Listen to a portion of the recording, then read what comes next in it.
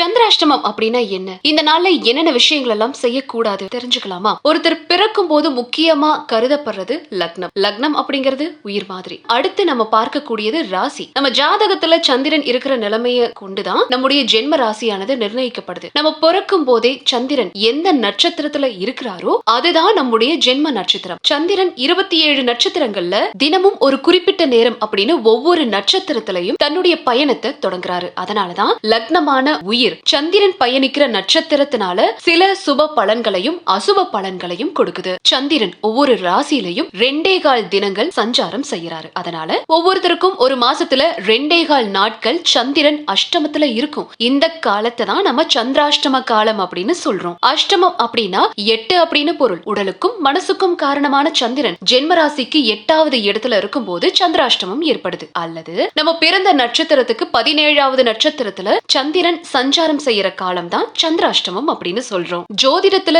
சந்திரன் மனோகாரகன் அப்படின்னு அழைக்கப்படுவாரு. நம்ம மனசையும் எண்ணங்களையும் வழி நடத்தக்கூடிய சந்திரனுடைய மறைவு ஸ்தானமான 8ஆம் இடத்துல மறைஞ்சா இந்த உடலும் மனமும் சந்திரன் அஷ்டமத்துல பயணிக்கிற அந்த 2.25 தினங்கள் பலவிதமான இன்னல்களை அனுபவிக்குது. நம்முடைய பேச்சால வம்புகள் வந்து சேருது. சரி, அப்போ சந்திராஷ்டம தினங்கள்ல நம்ம அவாய்ட் பண்ண வேண்டிய விஷயங்கள் என்ன? சந்திராஷ்டம தினங்கள்ல நம்முடைய மனமும் எண்ணங்களும் தெளிவாவே இருக்காது. அதனால சந்திராஷ்டம தினங்கள்ல முக்கியமான பேச்சுவார்த்தைகளை அவாய்ட் பண்ணிடுங்க. கல்யாணம் மாதிரி சுப செயல்கள் நிர்ணயிக்கும் போது மணமகள் மணமகன் இவங்க 2 பேருக்குமே சந்திராஷ்டம தினங்கள் இல்லாத நாட்களா இருக்கணும். அது மட்டும் இல்லாம புதிய தொழில் துவங்குறது, புதிய முயற்சிகளை நீங்க ட்ரை பண்றது அவாய்ட் பண்ணிடுங்க. கிரகப்பிரவேசம், பால் காய்ச்சறது, வளகாப்பு இந்த மாதிரியான சுப செயல்களையும் சந்திராஷ்டம தினங்கள்ல அவாய்ட் பண்ணணும். சந்திராஷ்டம தினங்கள்ல வாகனங்கள்ல வேகம் குறைச்சு நிதானத்தோட போகணும். பணிபுரியும் இடங்கள்ல பதற்றம், கோபம், ஒரு விதமான சோம்பல் உணர்வு, மறதி, வாக்குவாதம் இது எல்லாமே நடக்கும். அதனால கொஞ்சம் கேர்ஃபுல்லா இருங்க.